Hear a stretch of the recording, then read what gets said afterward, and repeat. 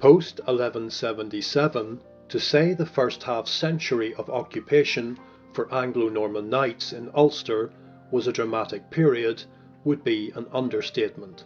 Nowhere is that better reflected at a local level than in the experience of the de Audley family ascendancy here. Where did they come from? When exactly did they arrive? And how did they adapt to the complex power games played out in a widening English incursion of Ireland?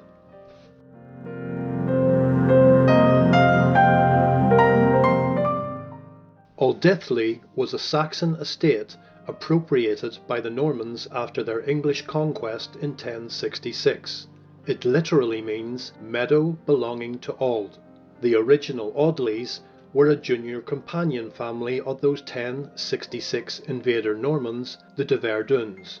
They took their name from this Audley, the freehold tenancy they secured of that formerly Saxon manor, via socage to the Verduns. In this case, socage is military service fighting to defend an overlord and/or his property. Over the centuries from 1066, de Verduns became increasingly powerful as English and Irish landowners, state officials, and law enforcers. Those within their wider circle of family ties, based out of Staffordshire, like the Audleys, rose in social standing as a result. In the 11th century, surnames were the mark of the privileged elite. The Audleys had no surname until they reached significant status within the de Verdun circle, beginning in the following century with the Baron Adam de Audley, 1145 to 1211. In a detailed local Ulster history of well-documented Anglo-Norman Ulster invasion participants, the Savage family, we can place the Audley arrival there in the context of that 1177 invasion and occupation, with a focus on the lands around Strangford Lough.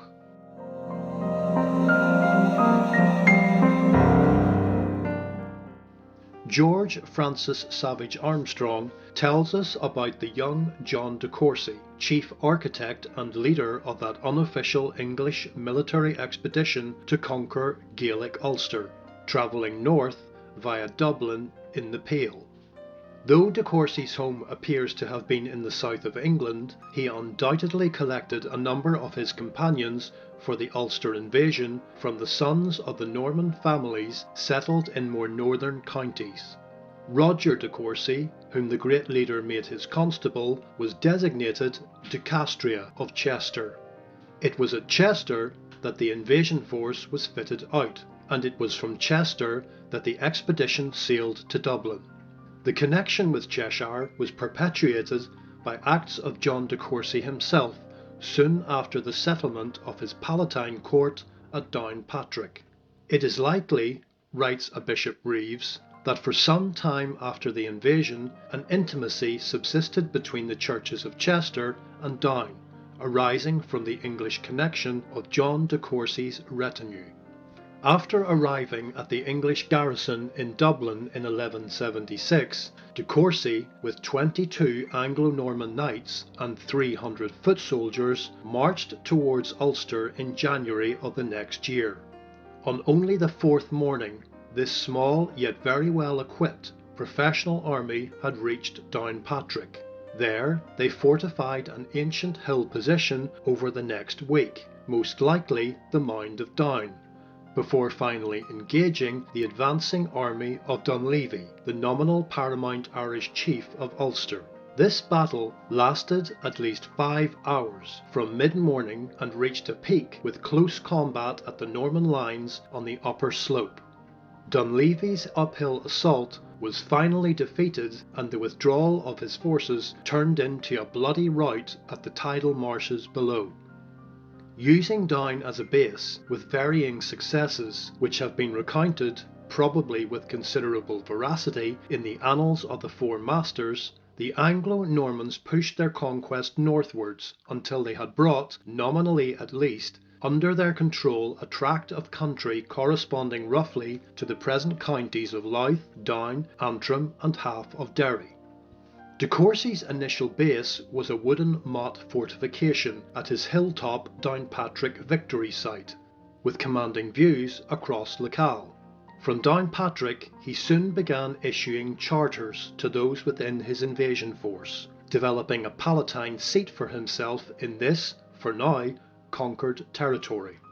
In both a diplomatic and strategic initiative, John also promoted and funded the regional Christian monasteries, aligning them with those of his native English territory.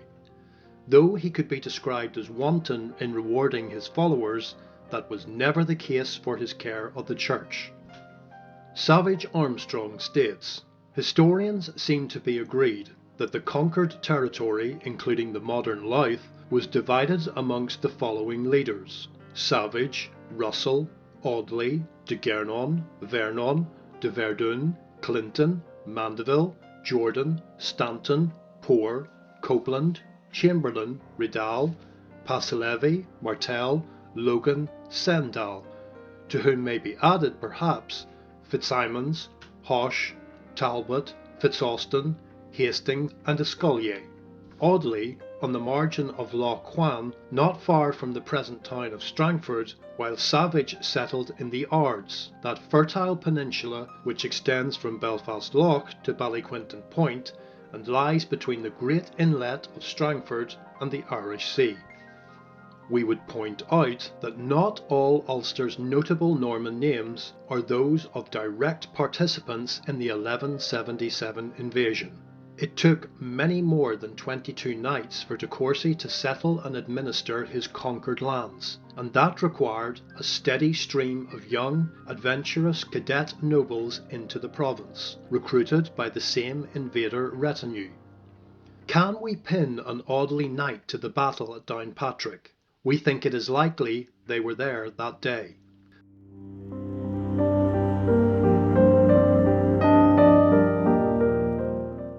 The Ordnance Survey map series of 1832 to 1846 shows an Audley's acre and a Russell's quarter within the close vicinity of de Courcy's original fort at Downpatrick, surrounded by much older Irish place names. Looking further, in the wars of 1641 in County Down, Thomas Fitzpatrick notes that in 1627 land ownership documents revealed at an inquisition describe Audley's acre as a close or enclosed piece of land, predating and independent of lands granted in the early 1600s to Viscount Lecale in Downpatrick. It looks like Audley's acre was held in capite for direct military service to the king, an old English feudal practice often associated with the acquisition of land by conquest. As it turns out, the current holder of that acre in Downpatrick at the time was a Robert Audley, who can be confirmed alive at that time in contemporary accounts elsewhere. So this is likely a hereditary parcel of lands, passing from one generation to the next, one knight to the next. Despite sweeping land confiscations and redistribution to plantation-era English landlords in the 1600s, the freeman title on these particular lands had prevailed. There is also nearby another close, a Jordan's acre, for an Ardglass-based Simon Jordan of that well-known early Ulster Anglo-Norman family, the same with the Tower House Castle at the harbour. It looks likely these acres were the very first parcels of land issued to de Courcy's victorious knights after success at Downpatrick, sufficient to sustain themselves as campaigning progressed. Those title documents, when obtainable, deserve further scrutiny. In the wider sphere of documents relating to Ulster invasion, it is interesting to find those names of de Verdun and Audley in association with Chester and with the movements of de Courcy in the year 1186 to 87. In the calendar of documents relating to Ireland at that date we read, "Honour of Chester, Bertram de Verdun, Adam de Audley for him renders his account for the passage of John de Courcy into Ireland." From our own researches, we know that Adam was deputy sheriff to Bertram de Verdun in Warwickshire and Leicestershire, in contemporary accounts regarded as the de facto sheriff in Bertram's absence. He was important enough to witness 5 new land charters of Bertram, and was still Sheriff of Chester in 1186 when he was appointed Seneschal of Ireland. This Adam de Audley, 1145 to 1211, is probably the first Audley to enter Ireland. He was in his early 30s at the time of the 1177 invasion. Adam was the first Audley to become a Baron Knight, after succeeding his father, Leulf de Audley. He was also an advisor to King Henry II on the King's Council. This Baron Adam's son, Adam II, born in 1173, becomes a constable for the first royal appointed Earl of Ulster, Hugh de Lacy II. Adam administered from his lands, now known as Audleystown, granted him by the same Earl. De Lacy was made Earl of Ulster by King John to replace John de Courcy, who had carved himself out an unofficial Ulster earldom without previous King Henry II's permission. The powerful Irish-based Lord de Lacy was selected as a natural proxy in Ireland to terminate de Courcy's reign, indeed capturing John in 1204. In 1205, Hugh de Lacy was appointed Earl of Ulster. Similar to the Audleys, Hugh had links with the Staffordshire de Verduns, and likely helped the younger Audleys into positions of authority in Ulster as useful, loyal, rising baronial stars from established families in his English locale. They were important enough to witness a land charter from the Earl in 1407 to a Hugh Hose, Lord of Dease. Hose had, not surprisingly, lands in Staffordshire as well as Ireland.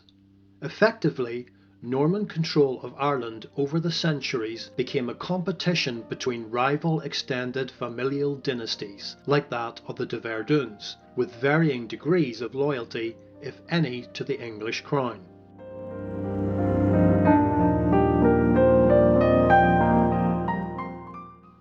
That second Adam de Audley never became the Baron Audley, dying around the same time as his father Adam, circa 1211. The year of death was significant. According to a preliminary survey of ancient monuments of Northern Ireland 1940, we read that on King John's visit to Ireland with his army in 1210 to personally expel a rebellious de Lacy, Adam de Audley's younger brothers, William 1177 to 1246 and Lucas de Audley 1180, were among de Lacy's followers who remained to defend Carrickfergus Castle and who, when the castle was taken by the king, were kept prisoners there and deprived of their lands. 2 years later, King John issued an order for delivery from prison of Sir William de Audley, Knight, taken prisoner in the castle of Carrickfergus. Here are some of the names of those Carrick prisoners, released on payment of fines over a 6-year period.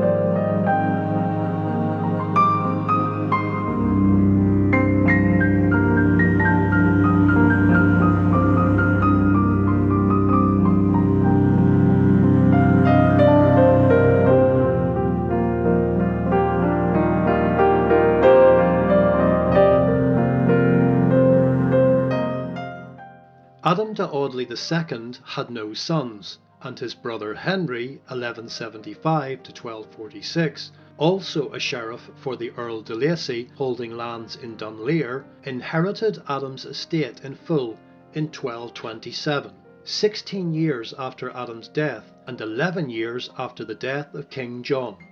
Henry became Baron de Audley in 1211, within a year of King John imprisoning his brothers.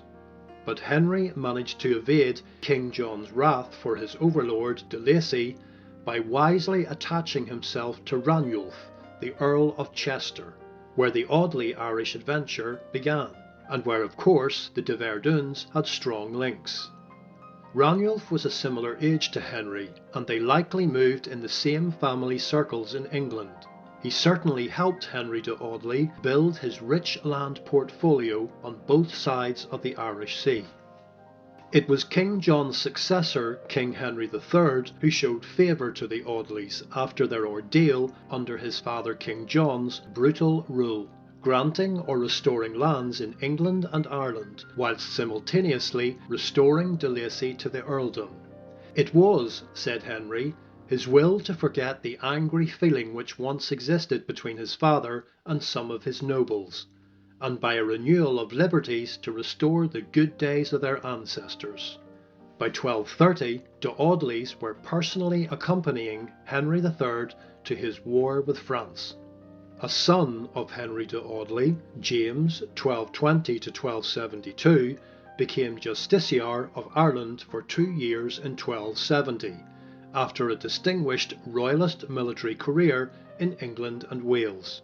He died 2 years later in a fall from his horse. He had a son, William, who spent some time in Ireland settling his deceased father's affairs beginning 1280, before embarking on a military career in Wales, fighting in the Welsh War under Edward I in the late 13th century.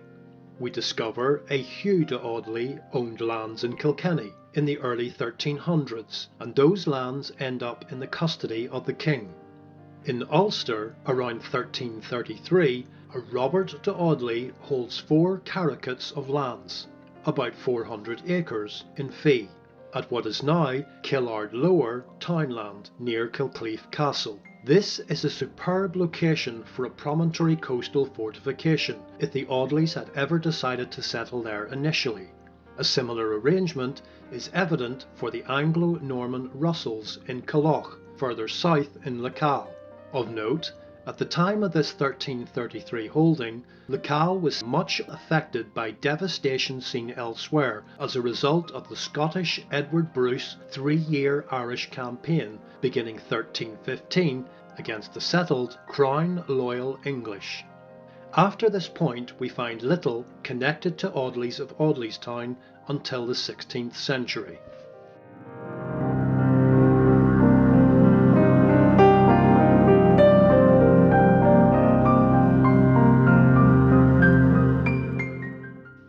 So who built the Audley Strangford Castle in the 1400s? We believe that the Audley family, via the accomplished and well-connected landowner Henry de Audley, posted several retained young knights of their English or Irish retinue with Lucas de Audley, Henry's younger brother, to retain this isolated estate far from their main Irish holdings in and around Dunleer, much further south.